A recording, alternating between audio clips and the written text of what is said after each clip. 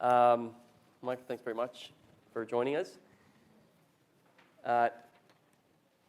When we started this conference, it was largely in response to, in 2014, I was at a NIPS conference. This is, I guess now it's called NeurIPS, which is for those that aren't familiar, a machine learning focused conference, technical conference. And in between, after every keynote presentation, they would put up a screen that had all the sponsors of the conference. And I took a picture of the conference sponsors, and I said, I don't know if they're here, but two of my friends, Reza Satchu and Tim Hodgson, I don't know if they're here, but they were the two recipients of that email. And I forwarded them the picture, and I said, this is an AI conference. It's in Montreal, and not a single sponsor is Canadian. They were Japanese, German, and American. And that's what led us to create the 2015, the first conference, this Machine Learning Markets for Intelligence. And effectively, the conference was created to shake up downtown Toronto, the business leaders, to say, you know, this is happening right under our nose. We think it's a big deal, and we need to pay more attention to it. A lot's happened since then. Today, in 2019, you know, we have a lot of great speakers here, and we're delighted at all the people who chose to accept our invitation. But for me, the one that was the most important was you. And the reason for that is I felt like we need another big shake because part of Canada has been focused on what I view as sort of the legend of Canada, which is the excellent pioneering research work that was done 20 years ago and 10 years, and still continues today, but some of the breakthrough work that was done many years ago that put Canada on the map as a research country in machine intelligence. Now, of course, MIT, Carnegie Mellon, Stanford all have beefed up significantly in their capabilities in that area. Some people have the misperception that Canada is a leader in the application of machine intelligence. That is absolutely not true in terms of commercial application. Others assume that all the action is in Silicon Valley, and that's really the center of the universe. And so the reason it was so important to us, Michael, that you came, was that we thought it was very important that people have a sense of the scale and speed with which machine intelligence is being deployed in China in particular. And I know you had a very busy day yesterday in Washington with everything that was going on, and so I was keeping my fingers crossed you'd still make it to Toronto, so thank you for doing that. Pleasure. Okay, so let's start with scale. You know, while you were speaking, Siobhan wrote me a note and she passed it over. She says, everything he says has so many zeros. And the numbers are so staggering. What do you think are the most important so far, the biggest advantages that you've had in terms of application of machine intelligence because of the scale of your data? I think the biggest advantage has been our ability to provide a value proposition for merchants that deals with a real-world problem. So if you look at merchants in North America, right, every offline merchant is killing themselves or being killed by Amazon. And I see it where I live in New York. Shops up and down Fifth Avenue and Madison Avenue closing every day. Offline's dead. But if you listen just to the part of the presentation where I explained that lower left box called New Retail, our vision for retail of the future is not online, it's not offline, it's a completely integrated business opportunity. And so while there may not have been as much offline infrastructure built in China over the last 40 years, there's a ton of offline infrastructure there today. And it feels the same pressure and the same stress of, wow, will we be eviscerated by these online champions? Our view is no need. In fact, even better than that, great opportunity for offline and online to be integrated if you have the technology and you have the capabilities to do it. Digitizing the retail value chain doesn't mean anything to people in North America. But in China, it means everything because it's the integration of online and offline for the benefit of the merchant and the benefit of the consumer. And if you get that right, it means that you're not playing in the 13% of the $5 trillion retail market in China that's online. You're playing in the other 87% that's offline. And that's a much more interesting value proposition for merchants and consumers and for us. So I think that fundamental recognition of the difference between what we're going to do in China, and by the way, we want to bring that to the United States and to other markets of the world, that's creating huge opportunities for retail where most people think offline retail is dead. We think that's the future. You're all going to keep going offline. We just have to make it easy for you to do whatever you want, online, offline, in a store, at your home. And that, I think, is the game changer. Let's talk about privacy. So I think there are very different perspectives on privacy between the West and the East. And you move back and forth across these two cultures and regimes.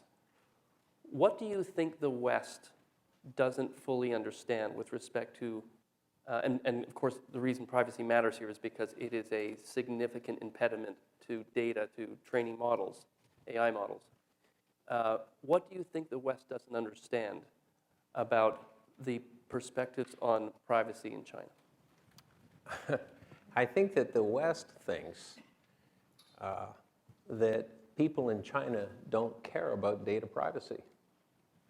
And here's the good news or the bad news, depending on which side of that view you support.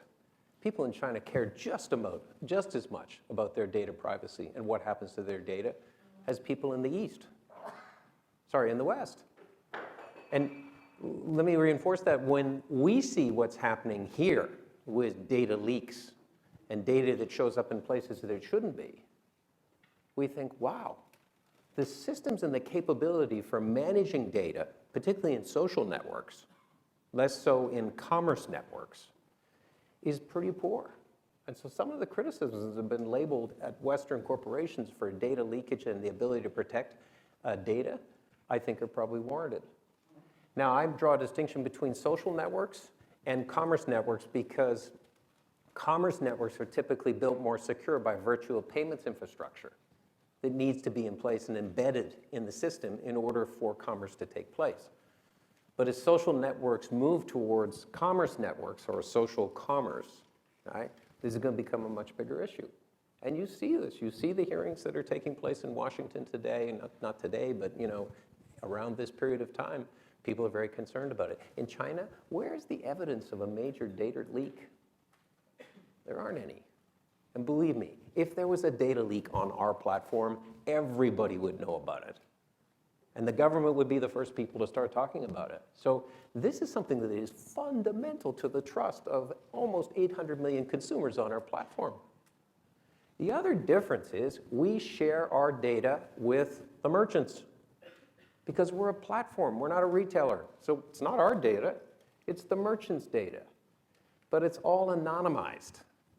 So it isn't Ajay's data going to Mr. and Mrs. CPG company. It's anonymized data about you and about all the other consumers that a merchant can see in order to have a direct-to-consumer relationship and develop their brand and margin. So if your whole business model is predicated on that and you have bad data protection or you don't comply with the rules and regulations, you're finished. The end of your model. What do you think in terms of, one of the reasons we were so interested in the work at your company and Tencent and Baidu and so on is how advanced many the large Chinese companies are in certain specific applications of machine intelligence.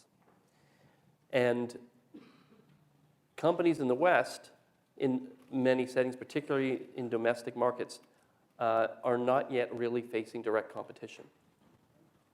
When will a North American consumer be able to buy a product from Alibaba? Well, they can buy products off the AliExpress platform today. That's a platform in China that sells products to the US, but that is not, and to Canada and 90 other countries around the world, but that's not a huge platform. So I think what you're really asking is, when will we have a local platform? That's exactly. Okay, in North America? The answer is probably not until you see some stabilization in the geopolitical relationship between China and the US. And that relationship, having spent, almost all of yesterday in Washington, that relationship is being redefined, I think. Less focus on trade, more focus on technology. And so where you started is what I think is becoming the existential issue between China and the US, which is a technology issue, a recognition, finally, that they're not decades behind. They actually may be at parity or even ahead. And that's a very, very uncomfortable place to be today if you've labored under the illusion, or maybe even thinking it was the reality, that we're light years ahead. No one will catch us. We're the best and the brightest, and it's all good. That 20-year future of real competition in technology, I think, is about what we're entering into now. And I think that that's going to define the relationship and makes it more difficult, more dangerous for us to just show up and have a platform that serves merchants and consumers, but may not serve the geopolitical interest as well. So just to be clear, your view is, while all of the news in the West regarding that relationship is currently focused on trade, that trade is a short-term bump in the road, and the long-term issue is technology. I'd say it a little differently, because we hear about trade and trade problems, but we also hear a lot about Huawei. And last I checked, Ms. Meng is still Huawei founder's daughter, is still sitting in Vancouver with an ankle bracelet on, while the courts try to decide whether she should be extradited to the United States. So there is a technology concern that is visible. But the problem is not Huawei. Huawei is symptomatic of the larger issue of technology. And that's something which will be much more complicated to resolve, because trade is about this tariff, this balance, this imbalance. Can we fix those things? We'll get to phase 1, phase 2, phase 3. We'll eventually have some sort of resolution because it makes sense for everyone. Technology, not as clear. It makes it more interesting. Okay, last question, since we're almost out of time. In the summer, you and I were together sitting in the back row at a meeting, and we turned to each other and remarked that some business leaders in the West might be significantly underestimating what's happening in China. If you were to leave this room with one thing that you think that leaders in the West should know that they currently underestimate or underappreciate of what's happening in China, in particular with regards to the topic that we're here for, which is technology in general, machine intelligence in particular. What do you think is the one thing that leaders in the West either misunderstand or underestimate? I think the most important one, and I see it every day, is do not underestimate the creativity and the innovative spirit of young people in China today. Some of you may observe, oh, well, they're all educated in Canada and the United States. Who cares? Right? They work like hell. There are no limits in the way they think about the real possibilities. They're not artificially constrained by people saying you can't go there and you can't go there, other than, of course, the legal and regulatory limitations. So they think expansively, and they believe it's their time. So if somebody gives you, as a young person, creative, smart, well-educated, maybe not an engineer, doesn't matter, Jack Ma, okay? Somebody gives you that degree of permissioning, people in China are going to take it. It's real competition. Real competition. On that note, Sonia. Thank you.